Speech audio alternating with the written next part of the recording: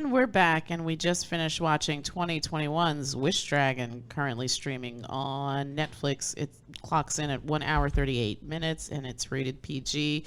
Fun for the whole family. It was way better than I thought it would be. Very impressed. Kind of a simple story, but told very, very well. It was entertaining. It was fun. I think there was stuff for younger people as well as the older folks. So I'm going to go around the table and get impressions. Olive G, what did you think of this movie? I thought this movie was good. What did you like about it? I like storytelling. The storytelling, okay. That's a good point. I thought the story of the film was really good. Did you have a favorite character in this film? The girl? Lina? Okay. Fair enough. Predictable, but okay. Did you have a favorite scene in the movie? Let me think about that one. Okay, we'll come back to you. What about you?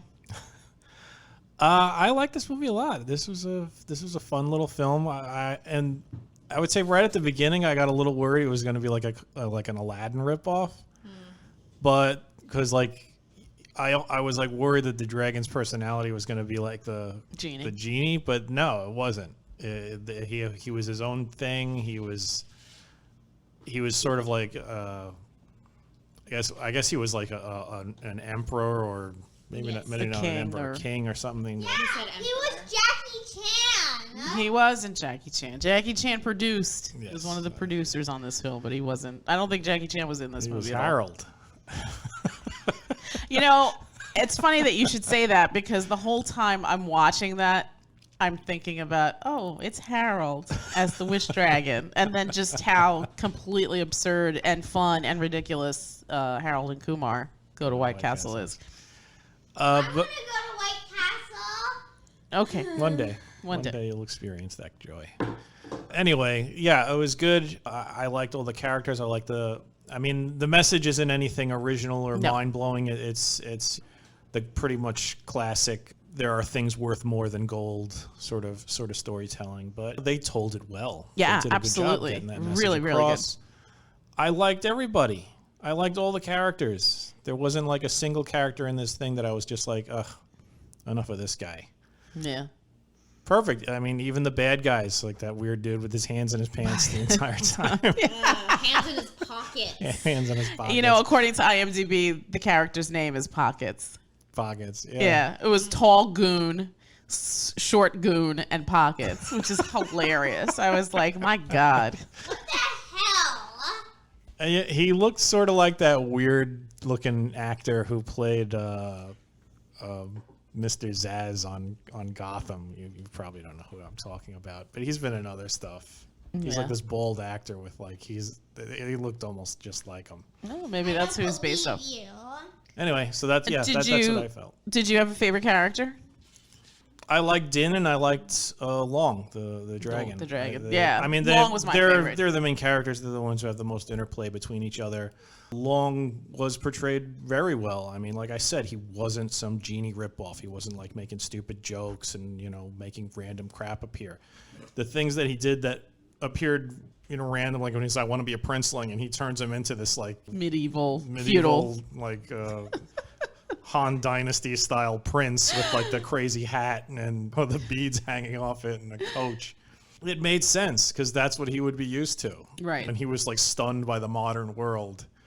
I like that. You get that little bit of fish out of water thing. He wasn't this like all-knowing guy. He gave terrible advice. Tell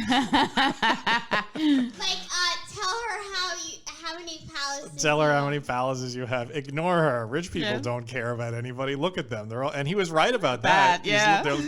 You look at all the tables in the restaurant. Everybody's like staring at their phone or just like looking ignoring each other. Yes. Ignoring each other. But it worked. And Din was a nice character. You could see that he missed his friend. It didn't like there was a part where I was worried it was going to veer into like weird stalker obsessionist sort of territory. But it didn't even do that. It was just like there was a big billboard of her that he liked to go visit, and it made sense. So yeah, everybody was good. I forgot the girl's character's name. Lina. Lina. That's right. I started with an L. Her portrayal was very well. His mom, and you have like the whole little cadre of neighborhood Busybodies. Busybodies, It made sense. It was good. What about you, G? I enjoyed this movie. Did you have a favorite part? My favorite part is when they're watching that soap opera and then that woman breaks out with the "I'm your mother" line. We all laughed. Did you have a favorite character? Long was my favorite character. Long was my favorite character too. Yeah, I agree. This could have been. It could have been just mediocre, but it wasn't. Everything about this hit every mark that it needed to. The interplay between, I agreed with you, Din and Long was fantastic. From where they started to where they end up, the relationship is really, really lovely and very nuanced. And kudos to the voice actors. That it's funny when you watch animated movies, right? You sort of lose some of that.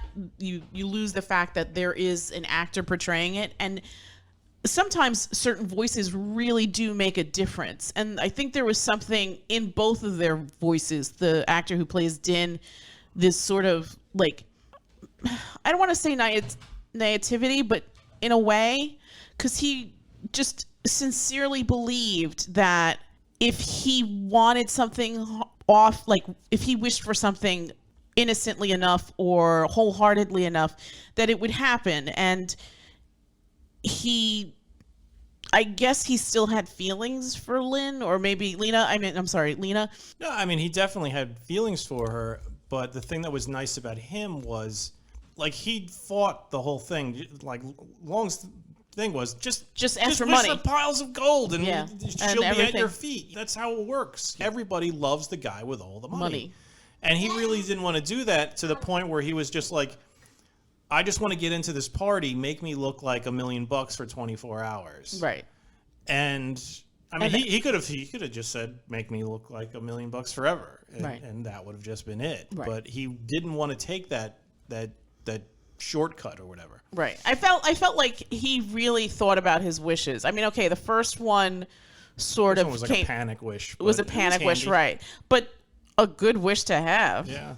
There's nothing wrong with that. So, but I think he really thought about. I think by his third wish, I think he was kind of defeated. Yeah, done with it, defeated. So he sort of like, yeah, let's play it your way. But I think in that moment, Long realized, don't be like me, because at the end, I accumulated all this wealth and gold, and what did it really get me? Yeah. I died alone with no one. With no one, yeah. Yeah. And I think that was the other really nice thing about this film, where Din comes from a single parent family who she tries very hard. She's made a lot of sacrifices so that Din's future can be better. And it's funny because while you're living it, if you're a child of that kind of upbringing, which I think a lot of us are, it sometimes gets lost, and you don't realize that maybe that your parents were also just like you at one point and had dreams and aspirations and goals, and maybe had to put those aside because of the responsibilities of family. So in that sense, it was really nice, because it was just like, here was a kid. He wasn't a bad kid. He was just kind of like goofy and a dreamer and stuff. And even when he was quote unquote bad, he wasn't really a bad kid. I mean, I think they're not even bad. I think his mother was disappointed that he wasn't following through with what she expected him to. Yeah, he wasn't following her dream. He was following his dream. Right. His dream was to reconnect with Lina. Whereas she was like, go to college, become a doctor or something. Yeah. So I think in that respect, that was kind of cool too, because and Lina was sort of trapped in that same thing as well. Right. She made that. It was.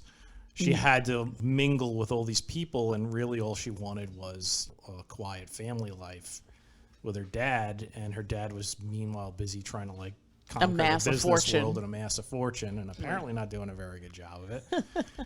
But when the truth came down to it, true happiness was found just by The simple things. You know? Right. Bowl of soup. A bowl of homemade soup. No. Don't be obtuse, girl. I want to be obtuse No, you don't. for tooting. What? I don't even know. I also huge points. I mean, the animation on this was really lovely too. Yeah, very high quality animation. High quality stuff. You know, really, it's not like Pixar level, but it was pretty good. I would say it's I'd put it on par with like Disney films. Yeah, absolutely. It's like absolutely. there totally. This is Sony Studios. Sony Studios. Yeah. Yeah. So great work to the back end people who computer generate all this stuff and make it into its own little world. I mean, that's a talent, obviously. Yeah, it's excellent job. Excellent the job. The animation creators sequences, of the interactions between the characters, the sequence where they're doing like the dragon fight, that was funny. Yeah, it was fun. It looked like they were making out. That was hilarious. Yeah. Yeah, just the way they made a long move, spiraling Gorgeous. through the air. Yeah. Very, very traditional looking Chinese dragon. Yeah, just I mean, beautiful. he was pink and fuzzy though. He Yes. wasn't covered in scales or anything, but still, No, just but great. The, And the anatomy and the movement and all that. Because I'm a marketer's wet dream, I want a long stuffed animal in my house. I'm putting it out there. Honestly, into the he universe. was designed for that. He Look really at him. was. He's pink and fuzzy. And he's got those eyes. He's got the big eyes and like the stubby little horns and the pudgy fingers. Yeah, I mean, Netflix, if you haven't thought about licensing that, you really need to get on that because he is magnificent. I mean, I could see. Get him in the store. Yeah, get him in the stores. Do not wait. He should be a Happy Meal toy. Mm-hmm. Like, what is going on? Well, Happy Meal toys are garbage. They are, but especially those Luca ones, my goodness. But yeah, I mean, I'm seeing like bed sheets and stuffed animals. Well, I mean, hopefully this film does well because it deserves to do well. It's really good. It's quality children's entertainment an adult can enjoy. And Absolutely. That's something that's always welcome. Absolutely. God forbid you have to sit through something where you're just like, this is torture. You just want to die because it's just so stupid and it's just nothing but like farts and burps and lowest common denominator humor, just trying to get a laugh out of some silly little kid. I'm gonna give this film an 8. I think it's that good. Yeah, I'd give it. yeah. I'd give it an 8. Yeah. What about you, G? I'll also give it an 8. What about you, Olive? Didn't you hear what I said? What did you say? You said 8 too? Yeah. All right. 4 8s. 8s all around. 8s all around. If you haven't seen it, we highly, highly, highly recommend Wish Dragon, currently streaming on Netflix. Get on that, and we bid you all a good night. Night.